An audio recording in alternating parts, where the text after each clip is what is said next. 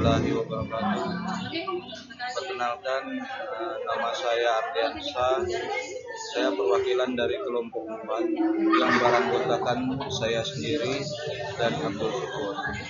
Di sini saya akan menjelaskan atau mempresentasikan tentang sejarah NU.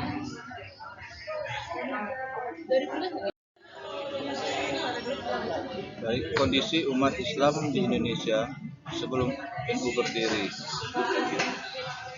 Menurut catatan sejarah, kerajaan Terlak yang berdiri tahun 840 adalah kerajaan Islam pertama di Indonesia. Kerajaan ini raja pertamanya Al-Malikus Saleh.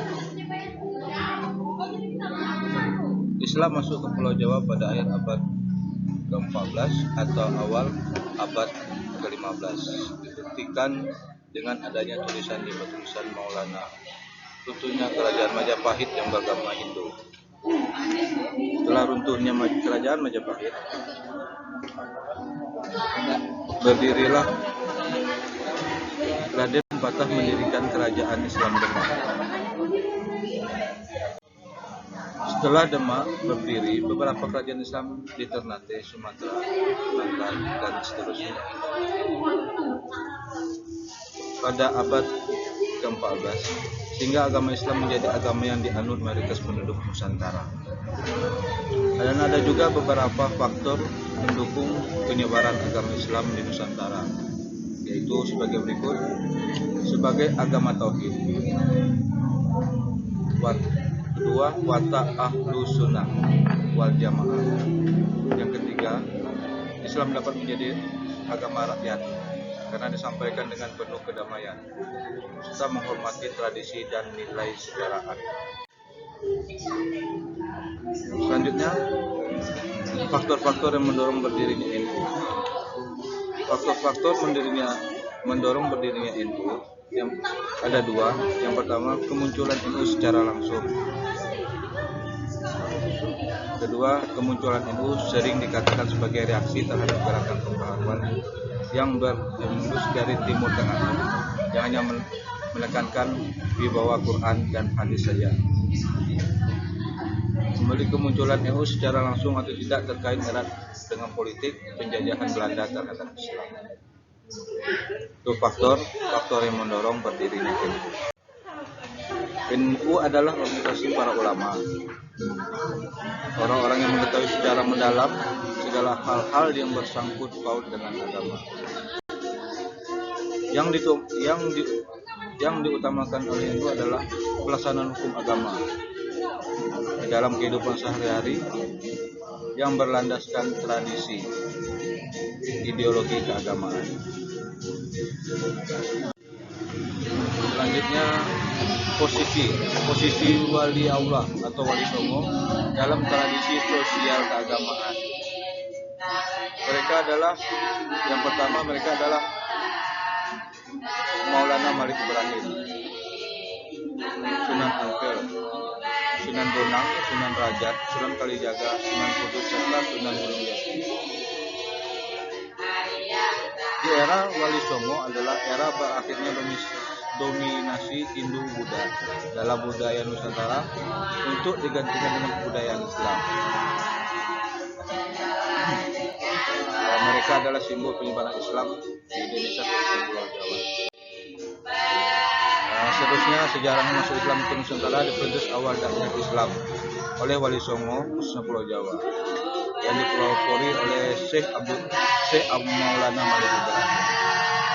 Metode dakwah yang dilakukan para wali berbeda-beda. Para wali menerapkan metode al-mujadalah bilatihiyah asal, atau bisa dikatakan yang berbantah-bantah dengan jalan yang sebaik-baiknya. Dapat diambil kesimpulan bahwa metode yang digunakan Wali Songo dalam berdakwah ada 3. Yang pertama, metode al-hikmah atau kebijaksanaan.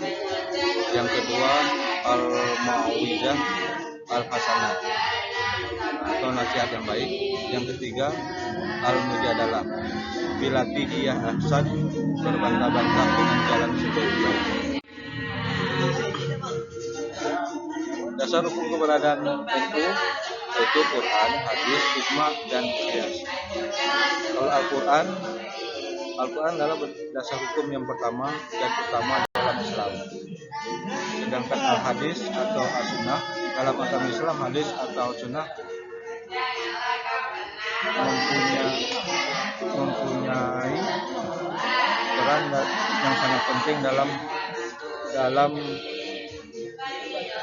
penting dan merupakan sumber hukum kedua dalam Al-Quran.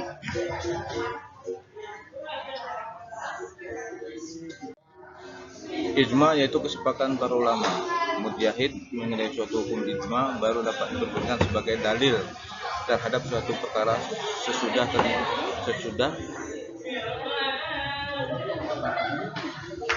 ditemukan nas Al-Quran maupun Al-Hadis.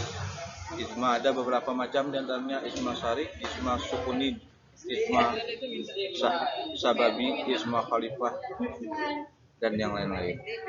Sedangkan qiyas adalah menyamakan suatu masalah yang belum diketahui hukumnya karena di antaranya terdapat kesamaan ilat yang menjadi dasar penentu.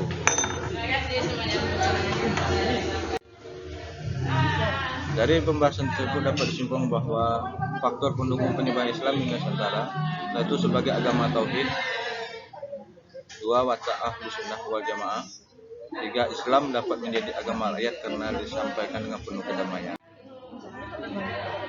NU merupakan organisasi para ulama yang mengetahui secara dalam tentang agama. Kemudian faktor-faktor yang mendorong dirinya NU adalah terkait erat dengan politik penjajahan Belanda terhadap agama Islam. Mungkin hanya itu penjabaran makalah dari saya dari kelompok 4. Sekian dan terima kasih. Wassalamualaikum warahmatullahi wabarakatuh.